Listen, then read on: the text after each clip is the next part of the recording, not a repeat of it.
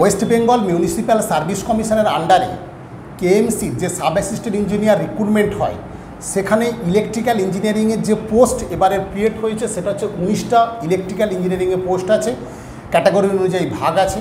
এই পরীক্ষাটা হয় কোর টেকনিক্যাল এক্সাম, এখানে কোনো নন টেকনিক্যাল কোশ্চেন থাকে না। বয়স থাকে 18 থেকে 37 বছর পর্যন্ত এজ থাকে।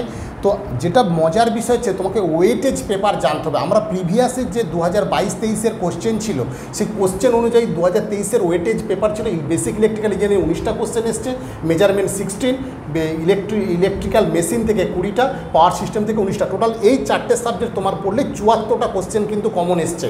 দেখো, বেসিক ইলেকট্রনিক্স থেকে 4টে কোশ্চেন, অ্যানালগ ইলেকট্রনিক্স 6টা, ডিজিটাল ইলেকট্রনিক্স 6টা, ইউটিলিটি অ্যাকশন থেকে 5টা, পাওয়ার ইলেকট্রনিক্স থেকে 1টা, সেন্ট্রাল কন্ট্রোল সিস্টেম থেকে 2টো, এস্টিমেটিক কস্টিং টেন্ডারিং থেকে 1টা কোশ্চেন। টোটাল এরকম 100 কোশ্চেন থাকে।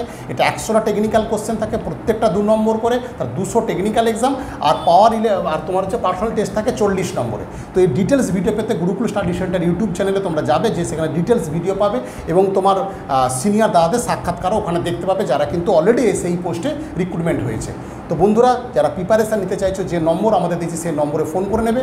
এখানে শনিবার রবিবার ক্লাস হয় সকাল 10:30 থেকে বিকেল 5টা, এবং 3-4জন করে এক একটা বিষয়ের ফ্যাকাল্টি থাকে, যারা একদম মোস্ট এক্সপিরিয়েন্স হোল্ডার টিচার, তারাই কিন্তু এটা পড়ায়। ঠিক আছে, প্রত্যেকে ভালো থেকো এবং ভালো করে প্রিপারেশানটা নাও।